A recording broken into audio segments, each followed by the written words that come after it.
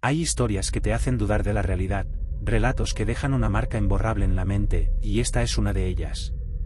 Todo comenzó con una madre, su pequeña hija y una presencia que nunca debió estar allí. Al principio, solo eran susurros en la noche, una sensación de ser observado, pero pronto, el horror se hizo imposible de ignorar. ¿Qué sucede cuando el amor se convierte en una obsesión? ¿Hasta dónde puede llegar un espíritu para aferrarse a este mundo? Este no es un cuento de fantasmas. Es un testimonio aterrador, un relato basado en hechos reales.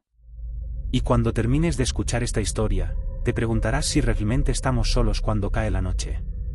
¿Te atreves a descubrir la verdad? Dale al play y entra en la oscuridad. Suscríbete para más historias de terror cada semana y activa la campana, pero cuidado, Alba aún podría estar escuchando. Todo comenzó cuando tenía 22 años. Nunca pensé que mi vida cambiaría de una forma tan radical, pero al conocer a Elena, sentí que el mundo entero había adquirido un propósito. Durante esas primeras semanas, nuestra amistad floreció como algo natural, sencillo, inevitable. Y aunque nuestro vínculo fue breve, fue suficiente para que yo me enamorara profundamente. Elena no estaba sola. Tenía una hija de 6 años llamada Verónica, y desde el primer momento en que la vi, sentí un cariño instantáneo por ella. Era como si algo me empujara a protegerlas, a ser parte de sus vidas. En poco tiempo, comenzamos a construir lo que parecía ser una familia. Todo encajaba, nuestras risas, las tardes en el parque, las pequeñas aventuras del día a día. Pero, como pronto descubriría, esa felicidad tenía un precio. Había algo extraño en su hogar, un peso invisible que se sentía en cada rincón. Aunque todo parecía normal al principio, había noches en las que la atmósfera cambiaba drásticamente. La primera vez que lo noté fue después de que me mudé con ellas. Esa noche, estaba sentado en la sala terminando de leer un libro mientras Elena y Verónica dormían. Todo estaba en calma, hasta que escuché un ruido proveniente de la habitación de Verónica. Era como si alguien estuviera susurrando, pero las palabras eran ininteligibles, un murmullo bajo y persistente. Me levanté y caminé hacia la habitación, convencido de que Verónica se había despertado. Abrí la puerta con cuidado, pero lo que vi me heló la sangre. Verónica estaba sentada en el borde de su cama, mirando fijamente hacia la esquina más oscura de la habitación.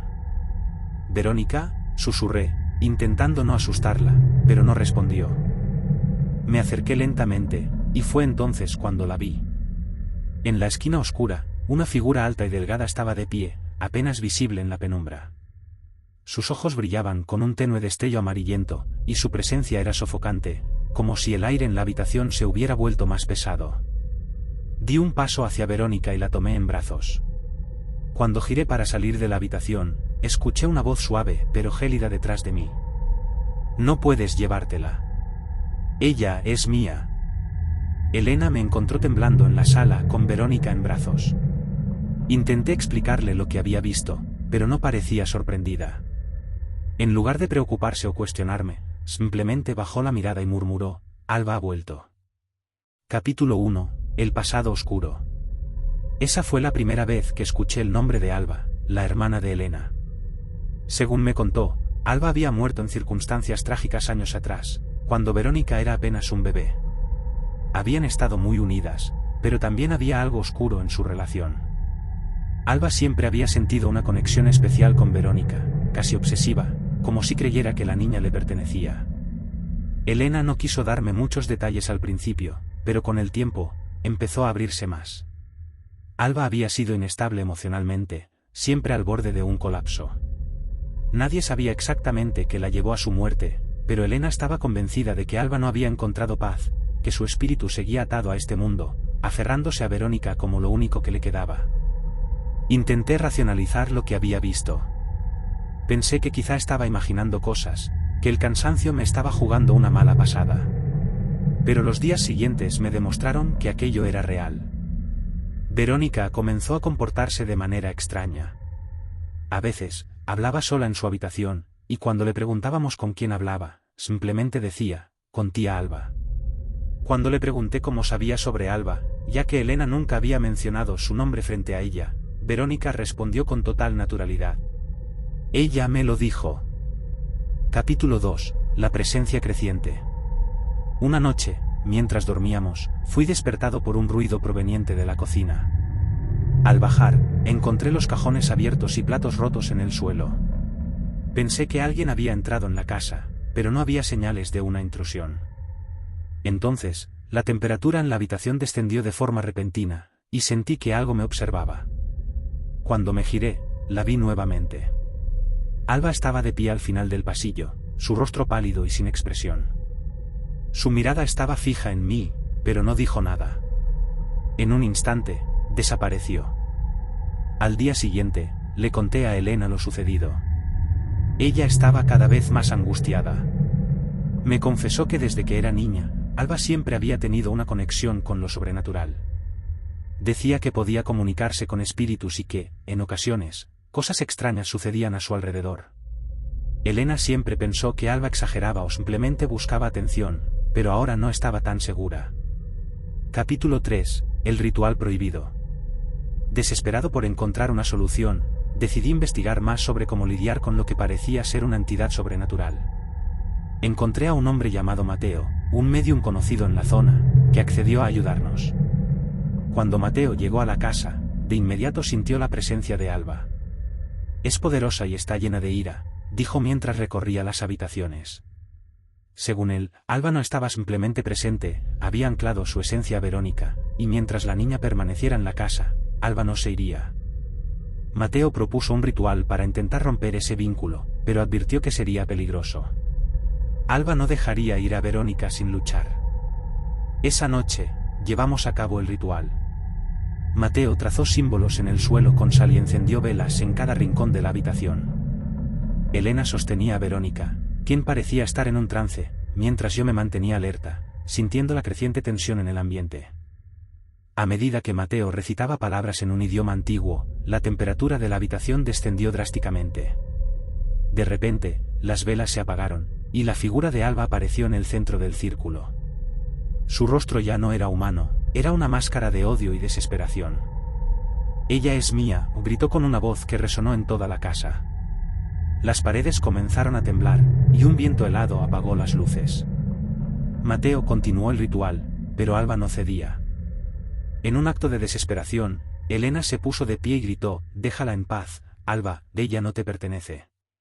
Por un instante, la figura de Alba vaciló. Fue entonces cuando Verónica, en un tono extraño y apagado, murmuró: «No quiere irse, mamá. Dice que tú la abandonaste». Capítulo 4. El sacrificio final. Alba no se marchó esa noche. Aunque el ritual debilitó su presencia, supimos que no sería suficiente. Mateo nos advirtió que necesitaríamos algo más poderoso, algo que pudiera cortar definitivamente el vínculo entre Alba y este mundo.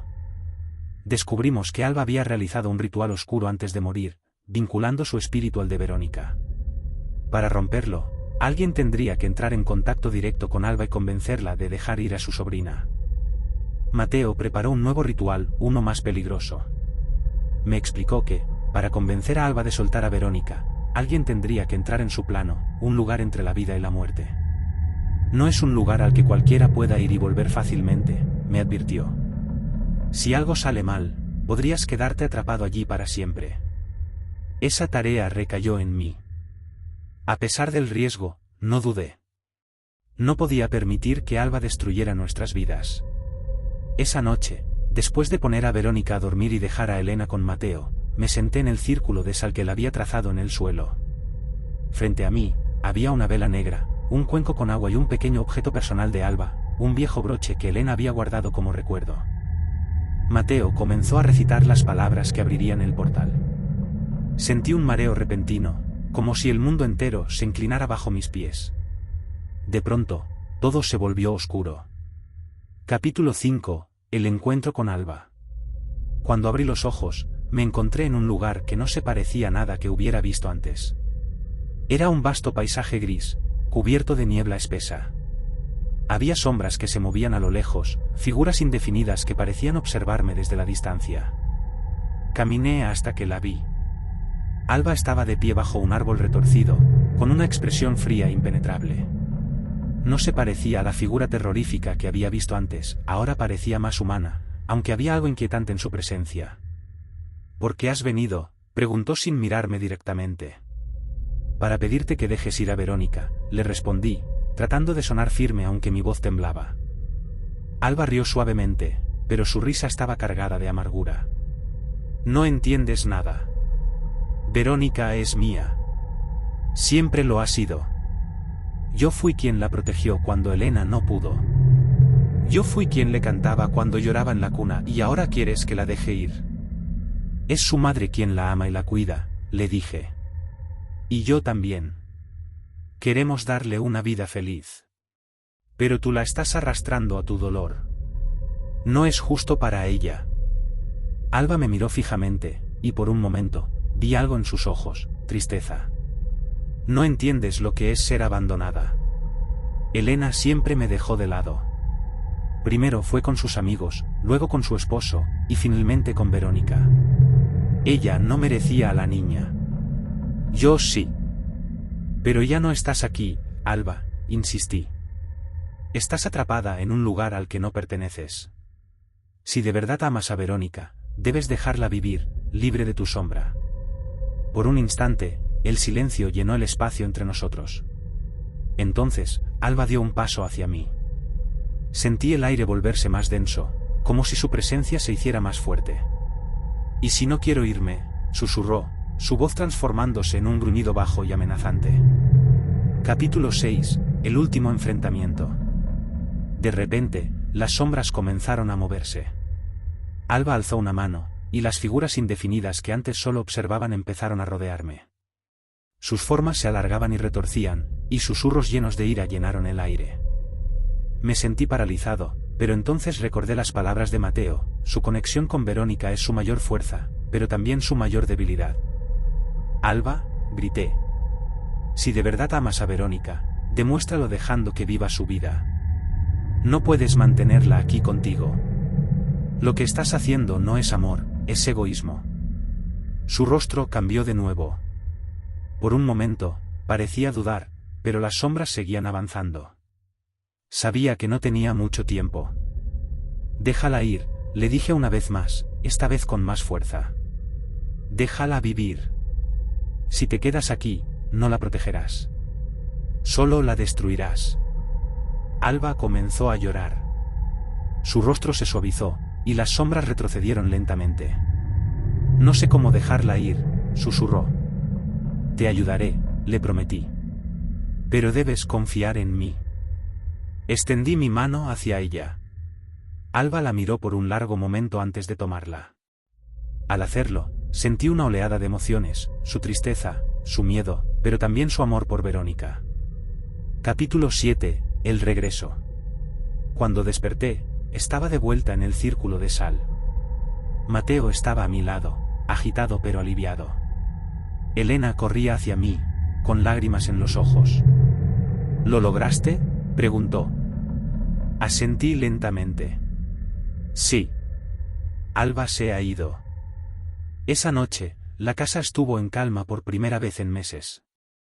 Verónica durmió tranquila, y la atmósfera pesada que antes llenaba cada rincón había desaparecido. Elena y yo supimos que nunca olvidaríamos lo que pasó, pero también entendimos que Alba, al final, había encontrado la paz. Capítulo final. La carta. Semanas después, mientras ordenábamos algunas cosas en el ático, Elena encontró una vieja caja que pertenecía a Alba. Dentro había una carta dirigida a ella. «Querida Elena. Siempre me sentí como una sombra en tu vida, pero ahora entiendo que eso no era tu culpa. Lamento todo lo que hice, todo lo que dije. Verónica será feliz contigo, lo sé. Solo quería que alguien me recordara. Ahora puedo descansar sabiendo que, de algún modo, seguiré viva en tu memoria». Después de leerla, supimos que, aunque había sido un camino difícil, Alba finalmente había encontrado su lugar.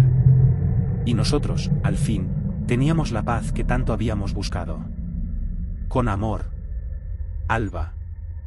El silencio volvió a la casa, pero el recuerdo de Alba nunca se desvanecerá. No todas las sombras desaparecen con la luz, algunas se quedan, acechando, esperando. Ahora dime, ¿crees que los espíritus pueden aferrarse a los vivos, o es solo nuestra mente jugándonos una mala pasada?